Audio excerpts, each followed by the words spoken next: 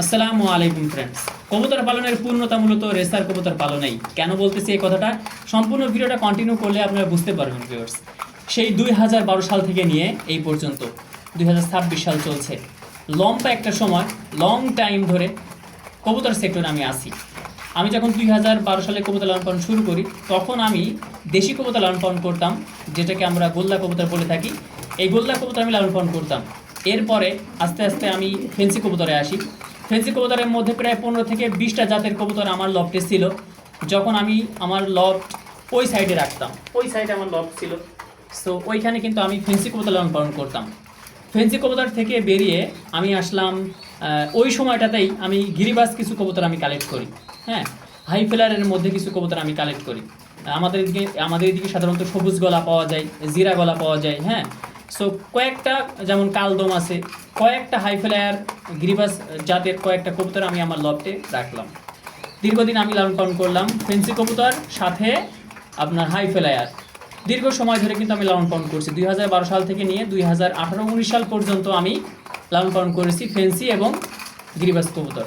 Fancy এবং গিরিবাজ কবুতর লালন পালন করে, হাই ফ্লায়ার কবুতর লালন পালন করে আমি খাবারের যে খরচটা কবুতরের, সেই খাবারের খরচটা আমি উঠাইতে পারতাম না, যেটা আমার জন্য আসলে বড় ধরনের একটা বিপদ।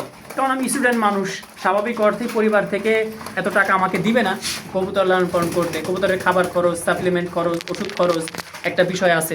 সো সব মিলায়ে আমাকে কিন্তু ওই ধরনের সাপোর্টটা পরিবার থেকে দিবে না, এটাই স্বাভাবিক।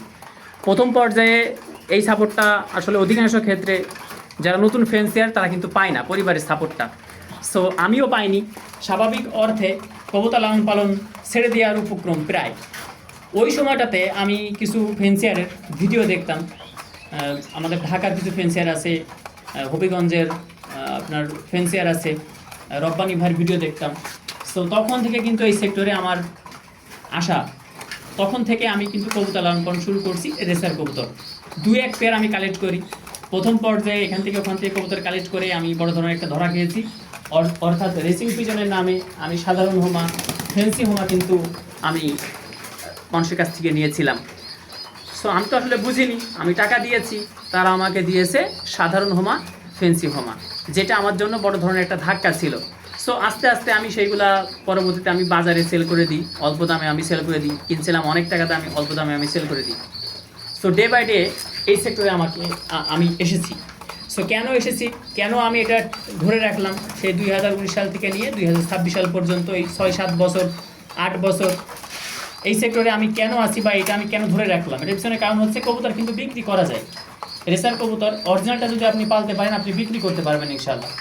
সো আমাদের তো এতটুকুই সফলতা আমি মনে করি কবুতর সেক্টরে, যে কবুতর লালন পালন করে কবুতরের খাবার খরচটা উঠানো। কবুতর লালন পালন করে যদি কবুতরের খাবার খরচটা উঠাইতে পারি, তাহলে আর কিছু দরকার নাই আমি মনে করি। এর থেকেও যদি কিছু বেশি টাকা আমাদের পকেটে ঢোকে, সেটা আমাদের জন্য বোনাস।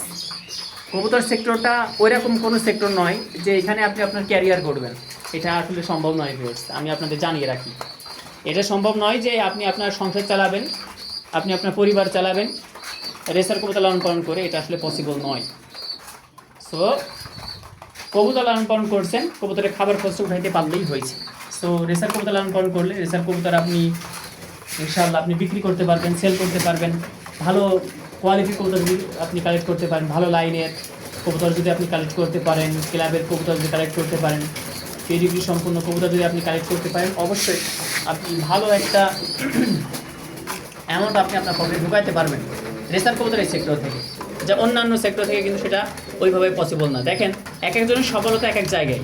কেউ ফেন্সি কবুতর লালন পালন করে সফল হয়েছে, কেউ দেশি কবুতর লালন পালন করে সফল হয়েছে, আবার কেউ সফল হয়েছে রেসার কবুতর লালন পালন করে, কেউ হাই ফ্লায়ার কবুতর লালন পালন করে সফল হয়েছে। তো সফলতা এক একজনের এক একটা কবুতরে বা এক একটা আপনার জাতের কবুতরের মধ্যে। সো এখন আপনার যদি মনে হয় যে আমি ফেন্সি কবুতর পাললাম, আমি গিরিবাজ পাললাম, হাই ফ্লায়ার পাললাম, কিন্তু সফলতা আমি পাচ্ছি না, সেক্ষেত্রে আমি আপনাদেরকে বলবো যে আপনি রেসার কবুতর পালেন।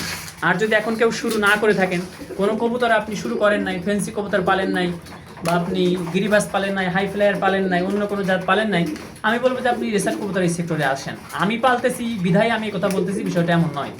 এখানে ইনশাল্লাহ সারা বাংলাদেশে কবুতরের একটা চাহিদা আছে, রেসার কবুতরের একটা চাহিদা আছে, ভালো কোয়ালিটি, ভালো জেনারেশনের, যদি কবুতর আপনি কালেক্ট করতে পারেন, সেটা লালন পালন করতে পারেন, অবশ্যই আপনি এখান থেকে ভালো একটা অর্থ উপার্জন করতে পারেন রেসার কবুতর লালন পালন করে, যা অন্যান্য কবুতর লালন পালন করার থেকে আমি মনে করি যে রেসার কবুতর লালন পালন করা আপনাদের জন্য বেটার হবে প্রথম পর্যায়ে।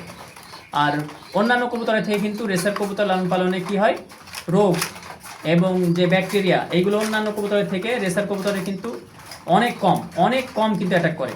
আলহামদুলিল্লাহ, শুকরিয়া আদায় করতেছি আল্লাহ তাআলা। সো আপনারা যারা এরকম করে কবুতর লালন পালন করতে চাচ্ছেন, আপনারা রেসার কবুতর এই সেক্টরে আসেন, ইনশাআল্লাহ আপনারা ডেভেলপ করতে পারবেন, কবুতর অসুস্থ হয়ে মারা যাবে না ইনশাআল্লাহ। আর আমাদের ভিডিওগুলো যদি কন্টিনিউ করতে পারেন, আশা করা যায় যে আপনারা বিফল হবেন না, অবশ্যই আপনারা সফল হবেন ইনশাআল্লাহ। সো সবাই সুস্থ থাকবেন, ভালো থাকবেন। আজকে এই পর্যন্ত। আসসালামু আলাইকুম রহমতুল্লাহ।